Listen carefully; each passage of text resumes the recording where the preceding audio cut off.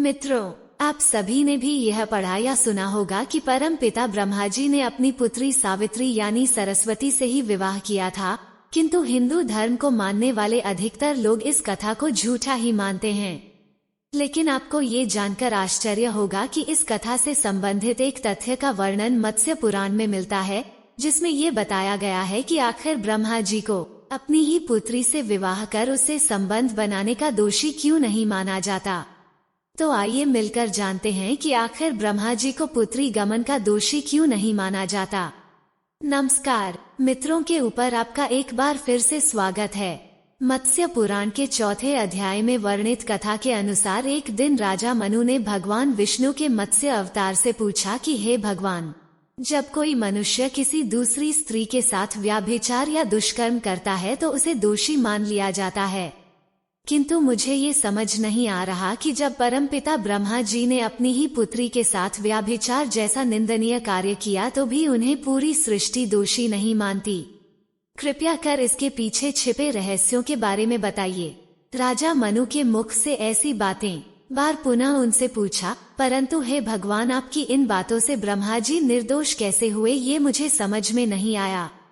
तब भगवान मुझसे मुस्कुराते हुए बोले, हीराचंद, इन सबके अलावा ब्रह्मा जी के दोषी न होने का कारण ये भी है कि जिस तरह ब्रह्मा जी सभी वेदों के अध्यक्ष हैं, उसी तरह गायत्री अर्थात सरस्वती भी उनकी अंग स्वरूप कही जाती है।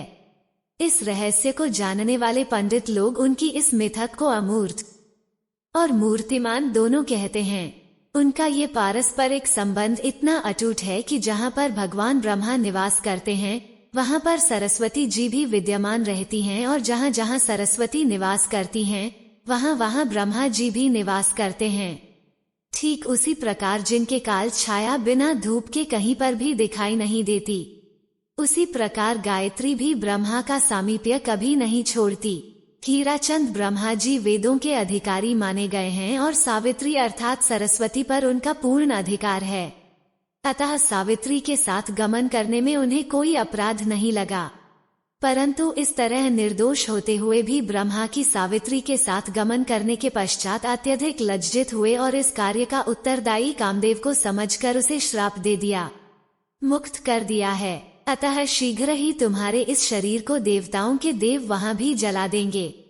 ब्रह्मा की इस कठोर श्राप को सुनकर कामदेव डर गया और फिर ब्रह्मा जी से प्रार्थना करने लगा।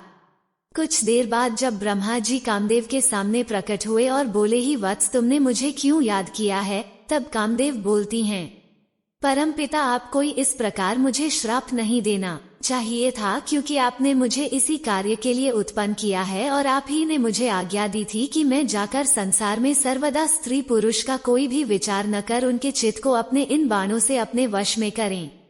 इसीलिए मैं निरपराध हो, पर आपने इसका विचार न कर मुझे इतना भयंकर श्राप दे दिया। इसके बाद कामदेव ब्रह्मा जी से पाप से मुक्ति पाने का उपाय पूछते हुए बोले, हे प्रभु, कोई ऐसा उपाय बताए गए जिससे मैं पुनः इस शरीर को प्राप्त कर सकूं।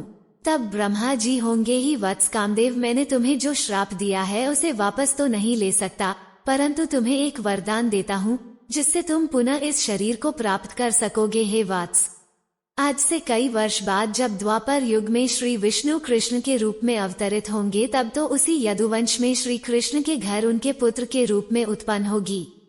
उसके बाद द्वारका में जन्म धर्म पूर्वक सभी सुखों को भोग कर मेरे समीप आऊंगी।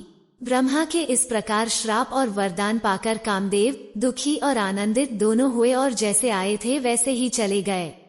इधर ब्रह्मा जी भी अपनी लोक को लौटते हैं। तो मित्रों, उम्मीद करती हूँ कि आप कोई बात समझ में आ गई होंगी कि आखिर ब्रह्मा जी पुत्री का मन का दोषी क्यों नहीं माने जाते। आज समझ में आ गया।